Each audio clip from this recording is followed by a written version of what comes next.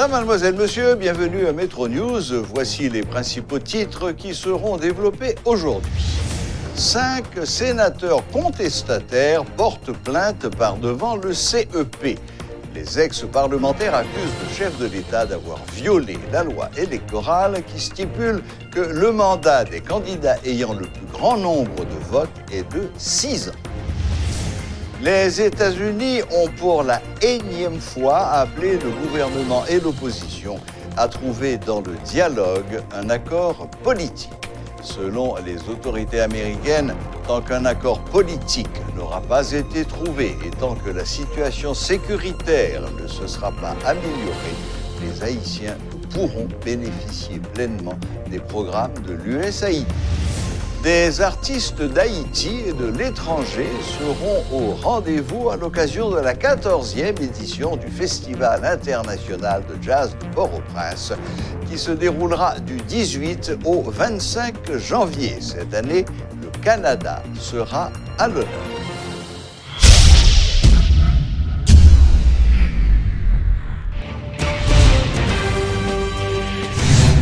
Les sénateurs contestataires entendent faire feu de tout bois pour faire valoir leurs droits et conserver leur siège au Grand Corps.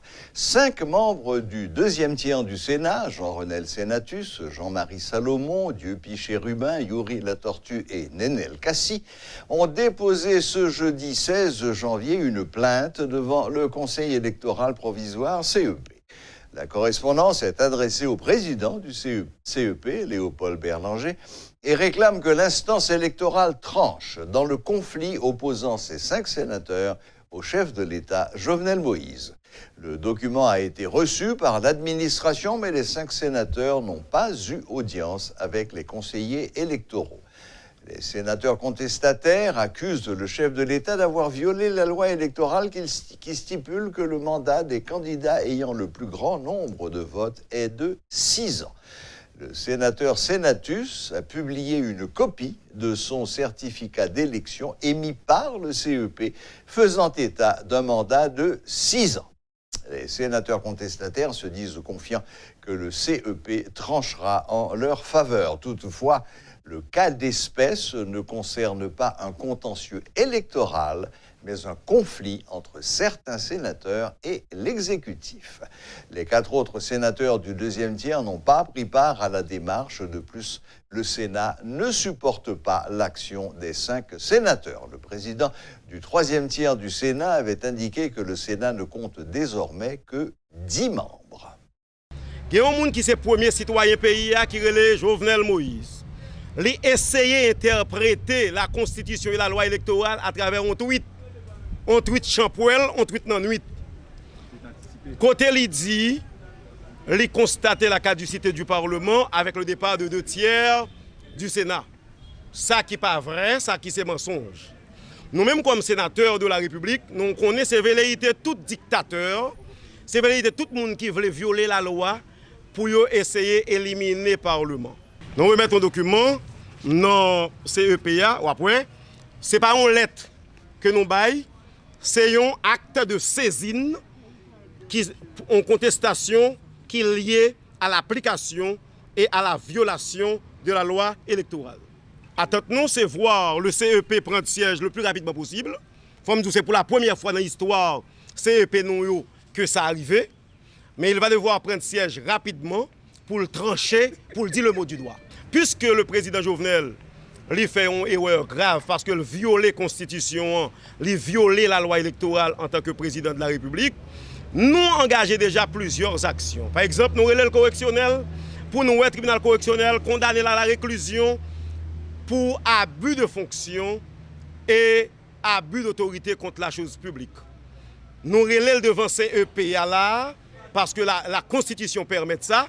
Pour CEPA dit, il a erré de commettre erreur en voulant interpréter, appliquer et violer la loi. Nous faisons action déjà devant des groupes parlementaires dans le monde, des parlements à travers le monde. Nous faisons action au niveau de la Cour supérieure des comptes et du contentieux administratif. Pour une seule raison, nous avons posé un principe pour nous tout respecter dans un état de droit et dans une démocratie. pas en question de mandat.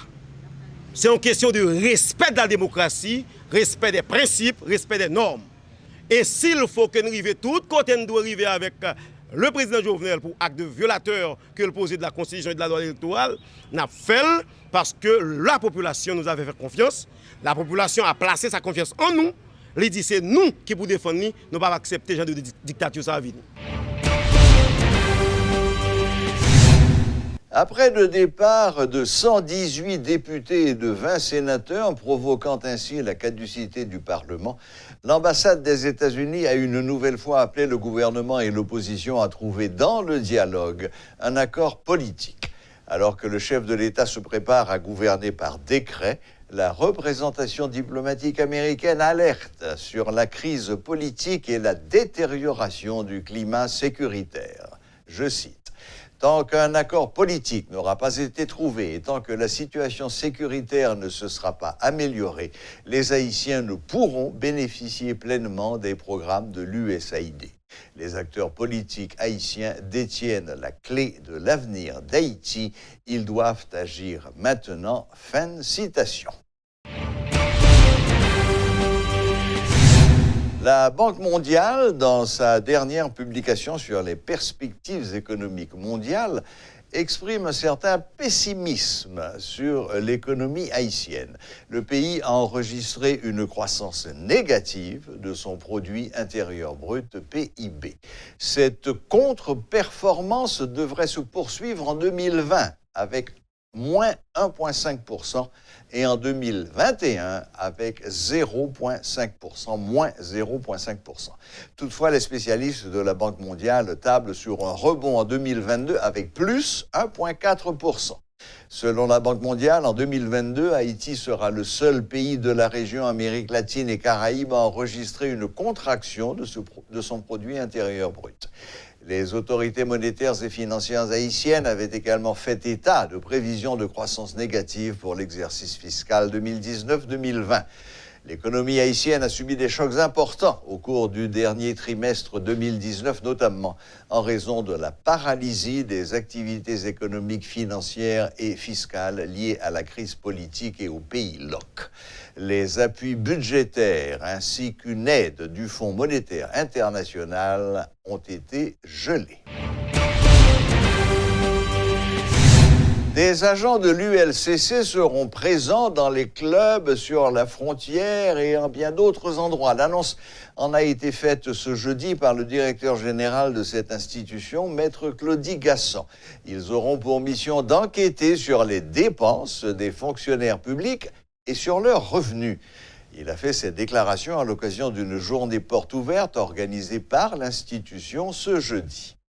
D'autre part, des mesures seront prises en vue de faciliter le paiement des employés de l'État de manière régulière, a révélé Maître Gassan. Suivez ce reportage de Rudolphe Pierre-Louis et Paul Léel. Permettre à la population de mieux comprendre la mission de l'ULCC tient à cœur, semble-t-il, l'actuelle administration. Nous sommes sur la cour de l'institution à l'occasion de cette activité qui réunit de nombreux hauts dignitaires du pays. Contrôler les dépenses des hauts dignitaires de l'État dans les boîtes de nuit ou dans les clubs n'est pas une atteinte aux libertés individuelles. Maître Claudie Gassan est clair sur ce point. Il s'agit simplement de s'assurer que les fonds dépensés ne viennent du trésor public, a-t-il expliqué. Nous-mêmes, nous pas attaquer un individu, nous attaquer un fonctionnaire de l'État. Depuis ces gens qui ont comme l'État qui a viré dans la main, comme l'État qui a passé dans la main, nous avons besoin de garder est-ce que normalement on pas utiliser fonction là pour porter atteinte à bien l'État que ULCC a pour mission entre autres pour le protéger bien collectif et public. Une démarche qui s'inscrit dans le cadre de la lutte contre la corruption, a rappelé M. Gassan, directeur général de l'ULCC. Il n'y a aucune barrière pour cette institution quand il s'agit de mener à bien sa mission. Des agents de l'unité de lutte seront également déployés sur la frontière, a-t-il révélé. Justement, il y a des dispositions qui prennent, et maintenant nous sommes avec la police, avec la douane, avec l'immigration. Et semaine prochaine, à partir de semaine prochaine, nous avons gagné des agents de l'ULCC qui sont sous frontière là, dans le bureau immigration, et qui pour faire assurer le contrôle, ça, justement. Nous avons commencé avec Malpass, dès semaine prochaine. Fidèle au texte de loi et aux normes qui régissent le fonctionnement de l'unité de lutte contre la corruption, M. Gassin explique pourquoi l'institution qu'il dirige prend ses distances par rapport au dossier Petro-Caribé. Si vous regardez, tout le monde qui travaille dans l'État qui bénéficie de fonds les gens sont disponibles. Il y a un plus gros avantage de l'ULCC. L'ULCC n'a pas une trop grande enquête pour le faire. Haïtiens, je ne dis pas Haïtiens, mais fonctionnaires, nous, surtout les gens qui indexent dans le dossier, ils sont tellement à l'aise. Ils ont ouvert, ils ont lagi, ils ont un pile belle caille, un pile belle building, belle machine, etc. Les canaux qui ont bien gonflé. Ou ouais, ils n'ont pas besoin de chercher trop. Donc nous croyons que dans ce sens-là, l'ULCC seulement gagne une limite dans le dossier Petro-Caribé. C'est parce que tout simplement, dans la juridiction d'instruction qui a travail, nous, on attend tranquillement que le juge fasse appel à nous. Autre cas sur lequel l'ULCC va se pencher, celui des chèques dits zombies que le directeur général assimile à de la corruption. Avec Claudie Gassin à la tête de l'unité, plus question de recevoir un salaire dans une administration publique sans se présenter à son poste de travail. Question que nous travaillons dans l'État. Pour faire virement direct pour lui, nous avons commencé par la première ministre, non? Ministre finance, pour camper ça sec. Parce que tout le monde, nous avons près de dans l'État, sans ne pas risquer de tromper, il y a un petit bagatelle de 30% de monde qui soi-disant dans l'État qu'à l'étranger. Comme c'est virement direct qu'a fait, comme il y a tout sous compte, les ont besoin d'entreprendre, mais ils ne pas présenter dans la poste. Nous avons un petit problème comme ça au niveau de l'ULCC que nous avons corrigé. Parce que normalement, si nous avons corrigé Kamoun, il faut corriger la CAI d'abord, même pour garantir, nous avons fait travail là. Le directeur général de l'ULCC, Maître Claudie Gassin, se dit satisfait de cette journée. Notons toutefois que dans exactement 15 jours, ce sera le 31 janvier, date qui marquera le dernier délai en ce qui concerne la déclaration de patrimoine. Paul Léel et Rudolph Pierre-Louis pour Télémétropole. Notre invité de ce soir est l'inspecteur divisionnaire Gary Desrosiers, porte-parole adjoint de la police nationale. Nous allons évidemment évoquer avec lui la situation sécuritaire et en particulier la multiplication des cas de kidnapping depuis quelque temps. Nous verrons aussi avec lui comment la police réagit et quels sont les coups que la police a réussi à faire ces derniers jours. Bonsoir, inspecteur Desrosiers. Bienvenue sur le plateau de Métro News. Bonsoir Serge, bonsoir tous les téléspectateurs, toutes les téléspectatrices Télémétropole. Bon, alors, inspecteur Desrosiers, tout le monde a parlé de ça, c'est la grande parole. Il y a kidnappé à bâbord et à tribord, même temps de dire qu'il kidnappe au chauffeur taxi au moins des 25 000 gouttes de rançon. Et qu'est-ce qui se passe? Bon, c'est pratiquement effet de mode. C'est des situations, effectivement, qui ont été gérées déjà. Et dans l'année qui passe, nous connaissons un cas de kidnapping qui tord, qui a été fait dans la société, et combien de monde qui étaient victimes de kidnappeurs. Et la police, beaucoup de parlé, et font goût avancer. Et dans la question ça, nous sommes censés résoudre le problème ça presque à 90%. Et nous n'avons pas presque tendu. Et cas de kidnapping, n'a pas de quelques cas qui répétés ou bien quelques cas que nous sommes capables de dire, bon, ça arrive isolé. Mais nous réalisons effectivement, nous au courant, et parce que nous tendons et voir population à travers la presse, côté que il y a plusieurs monde qui sont victimes de ça, et au niveau de la direction générale de la police nationale, et commandant en chef l'a passé instruction justement pour travailler sur cette question ça, parce que c'est certain que les vont l'autre forme. Parce que autrefois, ils ont demandé de gros sommes, oui. Mais qu'on y a, ouais, ils ont demandé, j'en dis, 25 000 gouttes. Ils ont demandé 3 000, ils ont demandé 50 000 gouttes, et ils ont demandé 100 000 gouttes. Mais de toute façon, il fait tort quand même, parce que là, pour un monde qui séquestré, d'abord, ça crée la caille comme peur, et qui s'applique à gagner tout sur physique, sur choc, tout ça, psychologique, tout ça là-dedans. Ça veut dire que c'est un bail qui est très important, et au niveau de la police nationale, et nous, après, aborder des questions et pour que nous soyons capables justement et porter satisfaction surtout à la population et le monde justement qui est victime.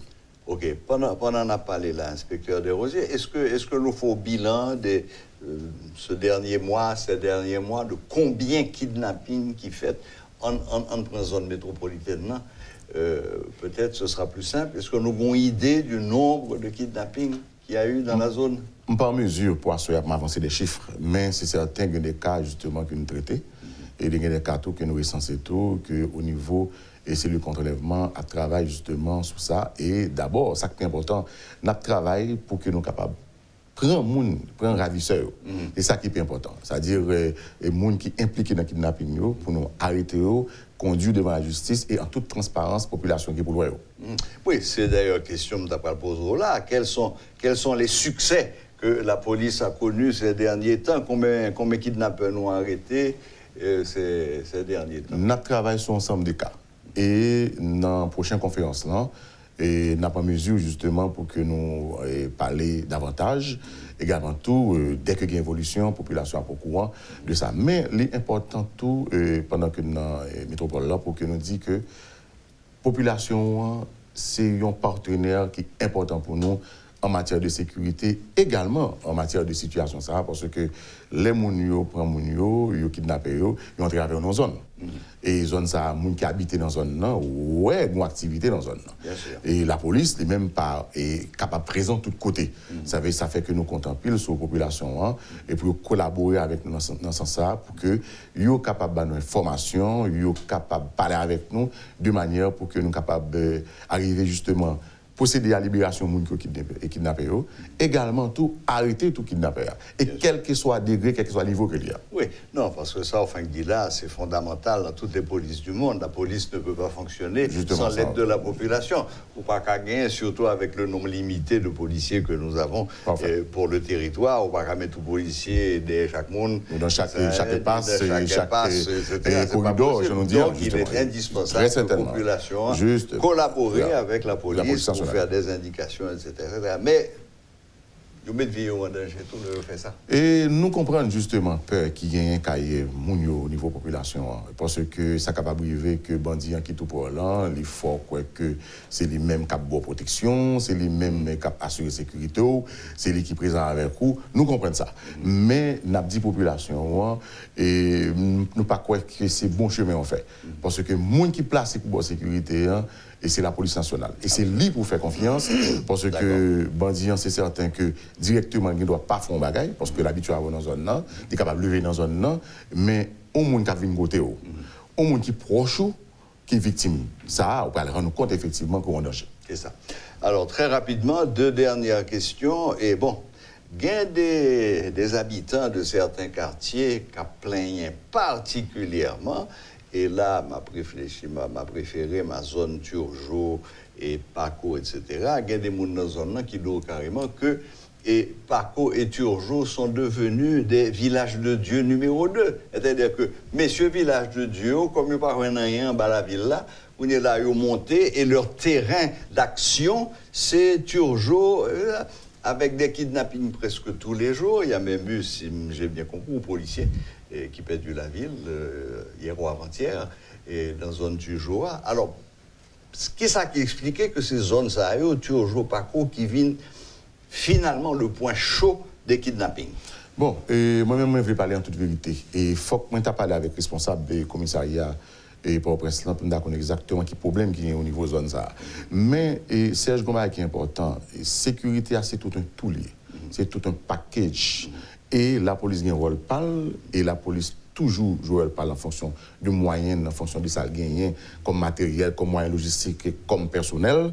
Mais il y a tout instant justement qui pour jouer un rôle. Par exemple, on dit zones ça, sont zones qui pratiquement en fait noir. Et toutes zones Sacré-Cœur, c'est des zones que nous connaissons passer là-dedans. Très sombre. Ça veut dire faciliter justement l'activité dans zone ça.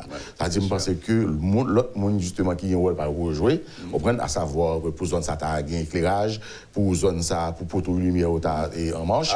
Parce que là justement, là l'important là t'as facilité nous justement et travail nous pour que nous capables d'arriver justement et d'abord présence a toujours gagné nous. Mais comme au niveau matériel, j'en t'ai dit tout à l'heure, au niveau effectif, nous ne sommes pas capables comme si à placer des policiers dans chaque zone. Alors, nous pensons que faut l'autre instance en matière de sécurité générale pour qu'ils soient capables de jouer de manière pour que les forces de l'ordre même capables avec facilité pour arriver dans la zone.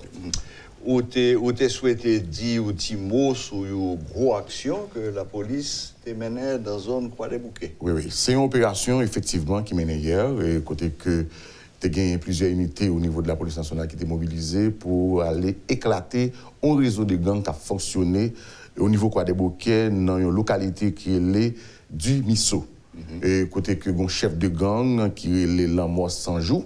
Oui. Et qui a des problèmes dans la zone ça, et quand pile monde qui est victime, et de réseaux ça, tout de gang ça, côté que rançonner moun justement qui parle mal passe, moun qui parle envoyer à Saint-Domingue, et yo volé plusieurs machines justement sur grand axe là, et puis on rentré là-dedans dans la zone ça, mais on côté sont pratiquement enragés, mais on étendu, c'est là que basé.